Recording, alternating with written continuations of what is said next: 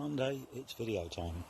I thought what we do today is a little bit on deadheadings. There's a lot of deadheading happens at this time of year. So you see here we've got a lovely orange geum, which I think we will have a little bit of go at deadheading. And deadheading is quite simply just removing the spent flower heads and leaving the ones that are still yet to come.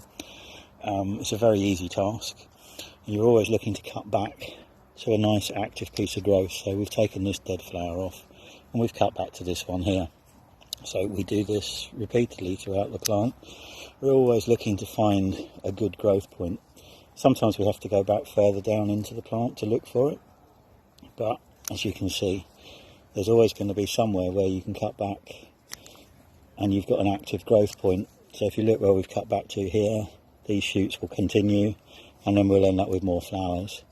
So this geum is a bit fiddly, I must be honest, and it take a long time to deadhead this. But what you're doing is promoting the plant to continue for you. You don't want it to put its efforts into producing seeds, you want it to continue flowering for you. So the more time you can take deadheading your herbaceous perennials at this time of year, the better they will be for you.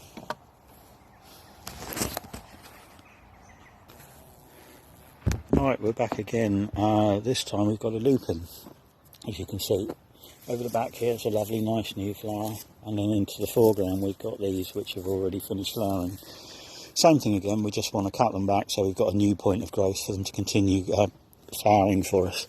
So we're looking back into the plant, we're finding ourselves a nice healthy piece of growth, which if you look in here, we've got a nice shoot coming off the side here which we can cut back to.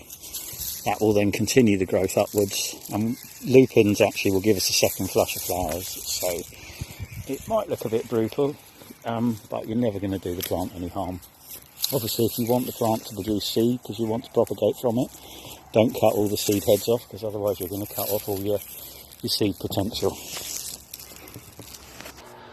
Something you will find at this time of year is roses will require an awful lot of deadheading. And it's exactly the same principle as we've been doing with everything else. You're looking for a spent flower and a healthy place to cut it back to. So whilst that could kind of stay, it's probably seen better days. So you're always looking to leave it so that you've got a nice healthy bit of growth, so that the flowers will continue to form for you.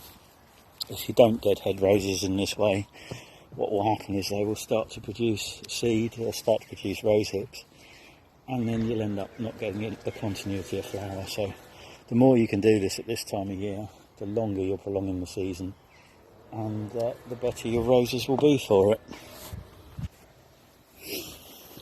So that's a brief introduction into deadheading. As I sit here, I've got a calendula that again has more dead seeds, dead flower heads. So I find deadheading is a very restful pastime. I like to just come out here on a day like today. It's just me, the peace and quiet, and the birds, a pair of secateurs, and we just snip away and just clean the plants up, give them a little bit of a chance to prosper for us. The roses we'll spend a lot of time working on at this time of year, and things like marigolds like this. I say the more you cut these off, the more flowers you will get, although if you leave them on, you'll start to get seeds and you can propagate again. So just a short video today because I want to crack on and get all these roses and everything else deadheaded, but definitely something you want to be getting out and doing at this time of year. And keep an eye on one or two things in this bed that I'm sat here now are looking very, very dry. It's been a long time since we've had any rain, so if you can spare a little bit of water from a water butt just to top up one or two things that look a little bit sad, it's not a bad thing to do.